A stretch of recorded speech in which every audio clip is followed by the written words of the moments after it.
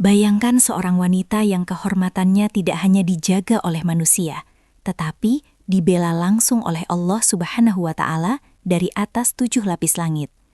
Ia bukan sekedar istri seorang nabi, ia adalah ulama besar, rujukan ilmu para sahabat, saksi langsung turunnya wahyu, dan satu-satunya manusia yang memangku kepala Rasulullah Sallallahu Alaihi Wasallam pada hembusan napas terakhir beliau. Ia memimpin pasukan, mengoreksi pendapat para sahabat besar, dan menjadi guru bagi generasi setelahnya. Lupakan sejenak apa yang selama ini Anda kira telah Anda ketahui.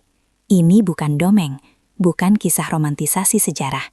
Ini adalah kisah nyata Aisyah binti Abu Bakar, sebuah perjalanan epik tentang cinta, pengorbanan, fitnah, darah, dan air mata. Kisah yang akan mengubah cara pandang Anda terhadap sejarah Islam untuk selamanya. Di tengah kegersangan Jazirah Arab, di masa ketika berhala disembah dan kelahiran bayi perempuan sering dianggap aib, sebuah takdir agung tengah dirajut oleh langit. Kota Mekah saat itu tenggelam dalam kegelapan jahiliyah. Namun di salah satu sudut kota itu, berdirilah sebuah rumah yang cahayanya tak pernah padam. Itulah rumah Abu Bakar As-Siddiq. Di tahun keempat setelah kenabian, lahirlah seorang bayi perempuan berkulit putih kemerah-merahan. Ia diberi nama Aisyah, yang berarti kehidupan. Sebuah nama yang kelak benar-benar menjadi doa, karena melalui dirinya, jutaan hati akan hidup dengan ilmu yang ia sampaikan. Berbeda dengan sebagian besar sahabat Nabi yang pernah merasakan gelapnya masa lalu menyembah berhala, Aisyah adalah generasi yang murni. Ia membuka mata ke dunia ketika kedua orang tuanya telah bersujud hanya kepada Allah. Telinganya tidak pernah mendengar mantra dukun atau syair kesyirikan, melainkan lantunan ayat-ayat Al-Quran. Ia berkata di kemudian hari, "Aku tidak pernah mengetahui kedua orang tuaku memeluk agama selain Islam." Aisyah adalah bunga yang tumbuh langsung di taman tauhid, tanpa pernah tersentuh debu kesyirikan. Rumah Abu Bakar bukan sekedar tempat tinggal, ia adalah madrasah pertama dalam sejarah Islam.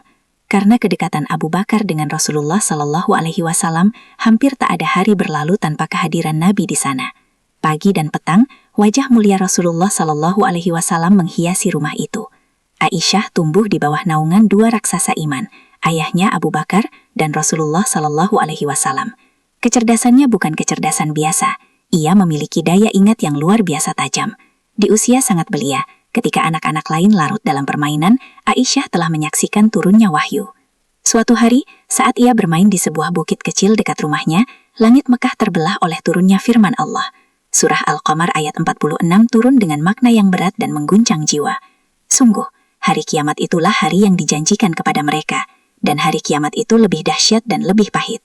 Ayat itu ia hafal seketika, tersimpan rapi di dalam hatinya yang masih kecil, dijaga bertahun-tahun sebelum ia memahami maknanya sepenuhnya.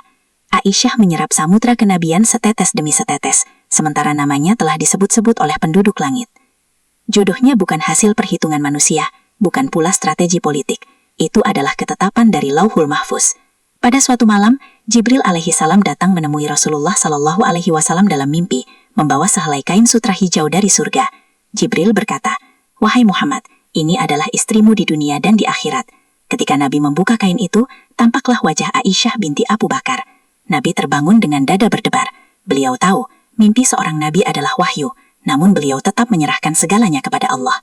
Jika ini dari Allah, gumam beliau, maka dia pasti akan memudahkannya. Mimpi itu datang bukan sekali, melainkan 3 kali, sebagai penegasan dari langit. Setelah wafatnya Khadijah radhiyallahu anha, rumah Nabi diliputi kesedihan yang mendalam. Khawlah binti Hakim, seorang wanita yang bijak dan peka, memberanikan diri menjadi perantara. Ia mendatangi rumah Abu Bakar membawa kabar yang mengguncang hati. "Wahai Abu Bakar, kebaikan dan keberkahan apa yang Allah turunkan ke rumah kalian hari ini? Rasulullah Sallallahu Alaihi Wasallam mengutusku untuk meminang Aisyah." Abu Bakar terdiam, bukan karena menolak, tetapi karena terlintas keraguan. "Bukankah aku dan Rasulullah bersaudara?" Ketika hal itu disampaikan kepada Nabi, beliau menjawab dengan menenangkan, "Engkau adalah saudaraku dalam agama Allah, dan putriku halal bagiku." Keraguan pun sirna. Bulan Syawal tahun ke-10 kenabian, di bulan yang oleh orang Arab dianggap sial, Rasulullah Sallallahu Alaihi Wasallam justru memilih memuliakan Aisyah. Akad nikah berlangsung sederhana, dengan mahar 400 dirham. Namun Rasulullah Sallallahu Alaihi Wasallam tidak tergesa. Beliau membiarkan Aisyah tetap tinggal di rumah ayahnya, bermain dan tumbuh dengan alami. Ini adalah cinta yang sabar dan visioner. Hijrah pun tiba. Malam itu, Aisyah menyaksikan ayahnya mengumpulkan seluruh harta yang tersisa untuk menemani Rasulullah Shallallahu Alaihi Wasallam. Ia belajar arti pengorbanan total. Perjalanan ke Madinah penuh ujian, panas gurun, debu, dan rasa lelah. Hingga akhirnya mereka tiba di Madinah, kota yang kelak menjadi panggung utama hidup Aisyah. Di Madinah, wabah demam menyerang. Abu Bakar terbaring lemah. Aisyah yang masih belia menjadi perawat. Rasulullah Shallallahu Alaihi Wasallam berdoa agar Madinah dicintai sebagaimana Mekah, dan wabah pun diangkat. Syawal tahun pertama atau kedua Hijriah, kehidupan rumah tangga itu dimulai.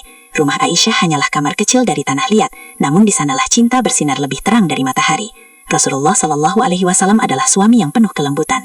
Beliau bercanda, berlumba lari dengan Aisyah, tertawa bersama, dan menanamkan cinta yang menyejukkan jiwa. Namun cinta itu juga diuji dengan darah dan air mata. Perang Uhud meletus. Aisyah turut menangkut air di medan perang, berlari di antara mayat dan luka. Ia melihat darah di wajah Nabi, merasakan pedihnya perjuangan. Fitnah besar pun datang dalam peristiwa hadisul ifk. Aisyah dituduh dengan tuduhan paling keji. Selama sebulan, langit seakan diam, hingga akhirnya Allah menurunkan ayat-ayat pembelaan dalam surah An-Nur. Kesuciannya dibela langsung oleh Allah, menjadi ayat yang dibaca hingga hari kiamat. Setelah itu, Aisyah tumbuh menjadi ulama besar. Ia meriwayatkan ribuan hadis, menjadi rujukan hukum, tafsir, dan ilmu. Namun puncak ujian kembali datang dalam peristiwa Perang Jamal. Niatnya menuntut keadilan, namun takdir menuliskan luka. Ia menyesal sepanjang hidupnya, menangisi ayat waqarna fi buyutikunna setiap kali membacanya. Sisa hidupnya ia abdikan untuk ilmu dan ibadah. Selama 40 tahun, rumahnya menjadi universitas Islam. Ia hidup zuhud, membagikan harta tanpa sisa. Hingga akhirnya, pada Ramadan tahun 58 Hijriah, di usia 66 tahun, Aisyah dipanggil kembali ke hadirat Allah. Ia wafat dengan kerendahan hati, menolak dimakamkan di samping Nabi, memilih baki bersama istri-istri Nabi lainnya. Malam itu, Madinah menangis. Ribuan orang mengiringi pemakamannya. Aisyah telah pergi, namun namanya tak pernah mati. Setiap hadis yang diriwayatkannya, setiap ilmu yang ia wariskan, setiap cinta yang ia ajarkan, di sanalah Aisyah hidup. Ia adalah bukti bahwa wanita dalam Islam bukan pelengkap, melainkan pilar peradaban. Kecerdasannya melampaui zaman, cintanya menembus maut, dan kisahnya akan terus mengalir, menghidupkan hati-hati yang gersang hingga kita bertemu dengannya di Telaga Al-Kautsar. Subhanakallahumma wa bihamdika, asyhadu an la ilaha illa anta, astaghfiruka wa atubu ilaik. Wassalamualaikum warahmatullahi wabarakatuh.